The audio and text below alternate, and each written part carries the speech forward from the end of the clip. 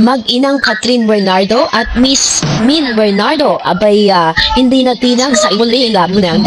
This time ay talagang hinamaan po ang ilan sa mga post ni Miss Catherine Bernardo na parang tila baga nasa isa siyang medyo balita. Sinabi po dito ng post na sinampal na naman tayo ng kahirapan ni Catherine dahil sa mga suot niya, no? Yung body picture sleeve niya nagkakahalaga ng 22,000 habang ang kanyang mga bracelet ay nagkakahalaga lang naman ng 2.8 Cartier tsaka Cartier and Love Classic Fave 165 cat diamonds worth 3.1 million. Grabe, no? 22,000 naman. 22,000 naman ang kanya pong polo na suot. Ganito po kayaman ng isang Catherine Bernardo na tila, pero pag tinignan mo parang very plain lang, diba? Pero hindi natin alam dahil pala ang suot ni Miss Catherine. So, pero gusto ko lang din po linawin sa inyo na ito po ay walang kinalaman kay Mayor. Hindi porket nalilink po siya kay Mayor Alcala. Marami nagsasabi na nepo girlfriend daw itong si Catherine. Wow! Wala pa nga pong pag-amin na nilalabas patungkol sa pagiging magjowa nila eh. Nililig na naman at the same time, FYI, si Miss Catherine Bernardo po bata pa lang artista na yan. At alam natin kung gaano karami at kung gaano katindi ang ipinasok na pera niyan sa ABS-CBN at kung gaano katindi ang kinita ng mga movies, teleseries at ilang mga commercials na meron po si Miss Catherine, yung mga brand ambassadors na meron siya, yung pagiging endorser niya. Kaya wala pong kinalaman yun sa pagiging girlfriend di umano, so sabihin ng di umano, not sure, ng ni Mayor Alcala. Pero sa kabila ng mga isyong ito, natatandaan po natin na minsan nang naintriga itong si Min, si Mama Min at saka itong si Miss Catherine Bernardo, na intriga sila noon na meron daw silang misunderstanding dahil po kay di umano'y Mayor Alcala, dahil sinasabi nila na parang hindi boto si Mama Min dito kay Mayor. Tapos nasundan pa ng paglabas sa mga balita na itong si Miss Catherine Bernardo di umano ay nagsulo na. Kumuha po siya ng kanyang condominium sa BGC kung saan kapitbahay niya si Miss Karen Davila at saka si Miss Sara Geronimo. So dahil doon, parang nag-connect tuloy ang mga balita at parang ito yung nagko-conclude tuloy ang publiko na talagang meron nga silang hidwaan ng kanyang ina. Diba? So, pero sa isang video na inilabas po ng mag-inang ito sa kanilang Instagram account, ay talagang pinakita po nila that they are okay, no? Even po doon po sa kanyang business launch, nandun din po si Mama Min. So ano pong ebidensya ng ilan na nagkaagalit at may samaan na loob si Catherine at si Mama Min?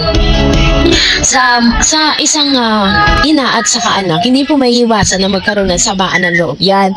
Lalo na't nasa tamang edad na si Catherine, maaaring ayaw na ni Catherine magpakontrol sa kanyang ina, di ba? Pero syempre, at the end of the day, alam natin na maganda ang pagpapalaki ni Mama Min kay Catherine Bernardo at alam natin kung gaano kataas ang respeto ni Catherine sa kanyang ina dahil talagang nag-focus si Mama Min sa kanya mula pagkabata hanggang sa siya po ay naging superstar at sikat na sikat dito sa Pilipinas, no? At isa sa pinakatinitingalang actress dito sa Pilipinas. Kaya naman napaka-imposible rin, hindi kayang paniwalaan ng publiko yung sinasabi ng ilan sa mga dugtong-dugtong na balita na magkagalit nga silang dalawa. At ang tinuturong dahilan ay ang pagpili di umano ni Miss Catherine Bernardo kay Mayor Alcala. Pero sa isang video na inilabas ni Catherine Bernardo dito po kay Dr. ID, nagbanding kasi si Catherine at ang nanay niya.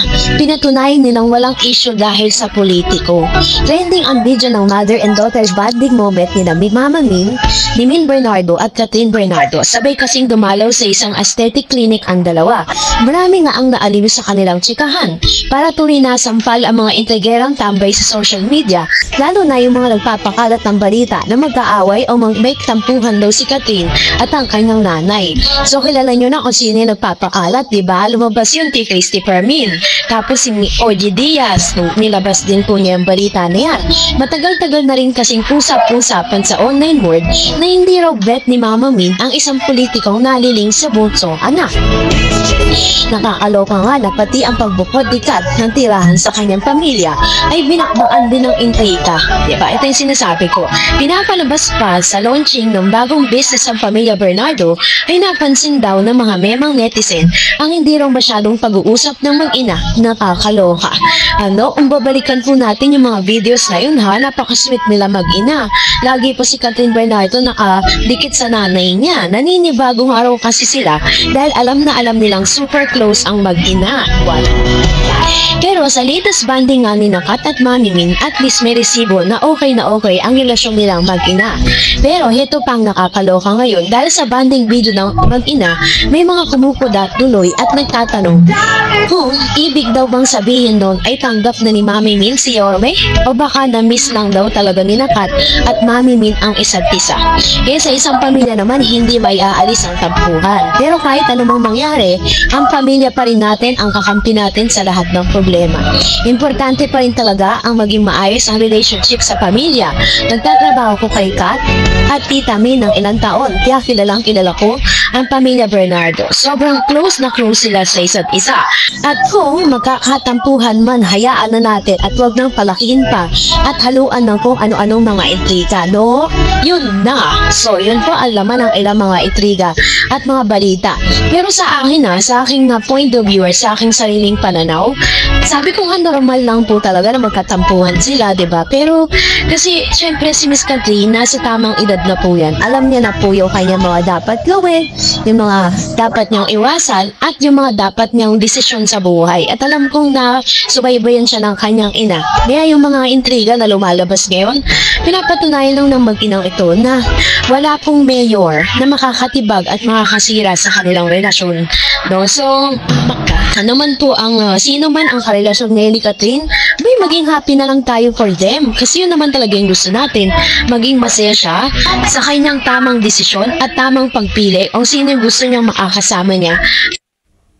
Daniel Padilla's post sa kanyang Instagram account. Aboy may kinalaman nga ba kay Catherine Bernardo? Ang lahat ni Rehan. So this time, ko na pag-usapan natin kasi matapos po ang ilang taon na pag-iwalay ni Mr. Daniel Padilla at Miss Catherine Bernardo. Kaya hanggang sa ngayon, marami po pa rin talaga ang umaasa at talagang parang nagiging mas dilulo na, no?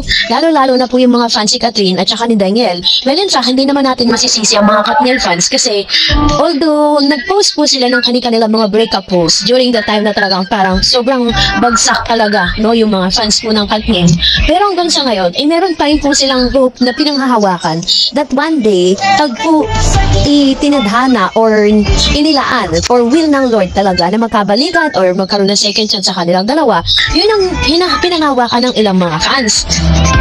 Nadadagdagan pa po yung mga pag-asa po nila kapag po may mga post itong si Mr. Daniel Padilla na may kinalaman kay Catherine. Kasi matatandaan na although ngayon napag-uusapan niya yung kanilang relasyon ni Kayla Estrada, pero parang parang hearsay pa lang din talaga Although nakikita po natin sila na naispatan silang magkasama sa mga hangouts po nila, pero parang barkada kasi yung hangouts na yun. At the same time, pag tinatanong si Daniel is wala po siyang inaamin at wala po siyang sinasabi. So sa isang Instagram post kasi, nag-post si Daniel Padilla ng cat, no, na parang sinasabi nila na sinabi na, caption po ito na I'm at home. I'm home, ganon. So kasi alam natin na si Mr. Daniel Padilla po ay alaga siyang pusa, tapos lagi niyang pinapost yan.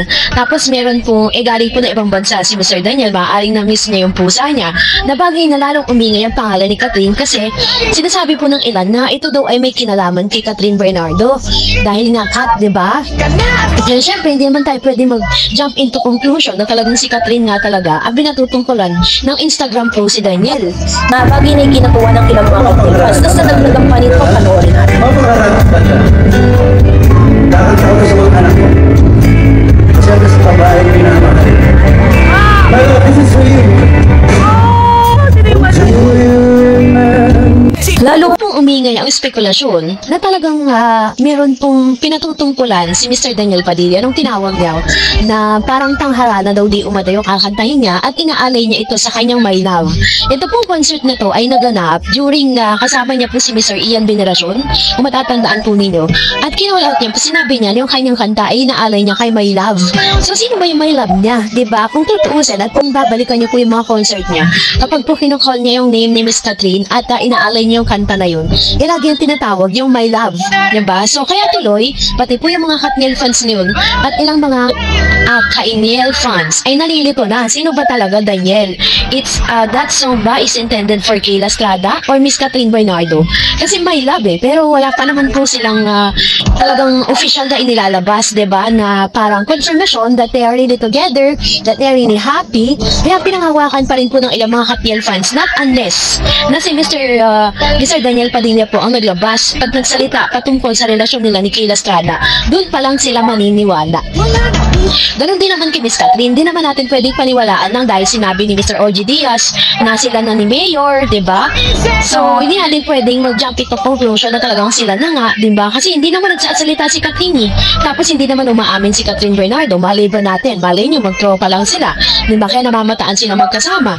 Malay natin isa sa mga kaibigan ni Miss Catherine talagang jowa ni Mayor. Di natin alam Wala kasi nanggagaling na info galing sa kanila. Kaya lahat ng tao ngayon is nakahang, no, patungkol sa love team nila. Pero alam nyo, napakatindi po nang naramdaman ng ilang mga Katniel fans nung sinabi nga or nalaman na talagang may relasyon nga si Kayla at si Daniel. Ang dami nasaktan na parang pag si Daniel Padilla na raw ang nag-announce na may girlfriend na ito, which means he was already moving on.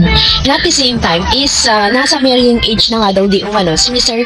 Daniel Padilla. Kaya medyo kinakabahan po yung ilang mga fans ng Katniel na baka daw biglang mag-asawa si Daniel at talagang ma-heartbroken lalo ang mga Katniel fans. But anyways, lagi po natin tandaan na at the end of the day, it's Kayla, Daniel Padilla, and Catherine Bernardo's decisions matters.